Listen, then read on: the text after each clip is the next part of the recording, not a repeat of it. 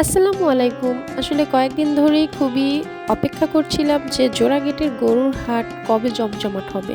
তো ফাইনালি আমরা গতকাল রাত ১০টার দিকে চলে গিয়েছিলাম সেখানে। কিন্তু যে আসলে জমজমাট ছিল মোটামুটি। আমি শুনেছি যে এখানে নাকি প্রচুর পরিমাণে গরু আসে। বাট সেই অনুযায়ী এখনও হাটে তেমন গরু আসেনি। তো যাই হোক, যা এসেছে তাই দেখতে গিয়েছিলাম আমার ছেলেসহ। তো ঢুকতে না ঢুকতেই আমরা দেখতে পেলাম যে হাটের সবচেয়ে দামি গরু আমাদের দেখা পর্যন্ত।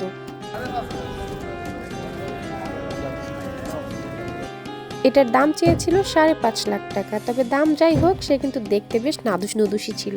আর তার ঠিক অপোজিটেই ছিল একসাথে ৩টা গরু, যাদের প্রাইস হচ্ছে ১.৫ লাখ থেকে ১,৯০,০০০ এর মধ্যেই ছিল। তবে প্রাইস অনুযায়ী তারাও কিন্তু খারাপ না। না, এই যে আমরা দেখছি তো। এদিকে আমাদের সেহরানের পছন্দ হয়ে যায় এই ছোট্ট লাল কালো গরুটা। সে শুরু থেকেই বলে আসছে যে সে অবশ্যই একটা ছোট্ট গরু কিনবে, নয়তো বড় গরু কিন্তু তাকে গুঁতো দিয়ে দিবে। এই জন্য সে বড় গরুর কাছে যেতেও ভয় পাচ্ছিল। ছোট বলতে আমরা যতগুলো গরু দেখেছি সেই অনুযায়ী সে ছোট ছিল, বাট ওটার প্রাইসও ১.৫ লাখের উপরেই ছিল। ঘুরে ফিরে কেন যেন লাল কালো গরুই সবসময় পছন্দ হয়ে যায়। ৩৩০। এদিকে এনার দাম চেয়েছিল ৩,৩০,০০০ টাকা। এদিকে হাটে যে সে এত এত গরু দেখে সে গত বছরের স্মৃতিচারণ করছিল তার বাপ্পি মামার সাথে।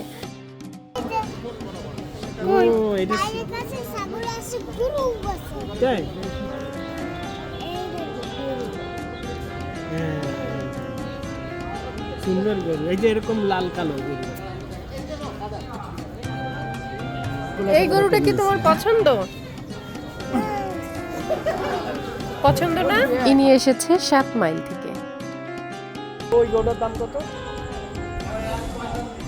আর এইটা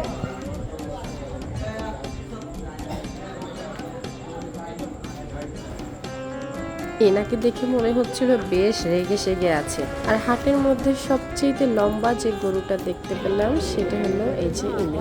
সত্যি কথা বলতে গেলে এই গরুটা লম্বা যেরকম ছিল এর হাইটও ছিল যেরকম লম্বা।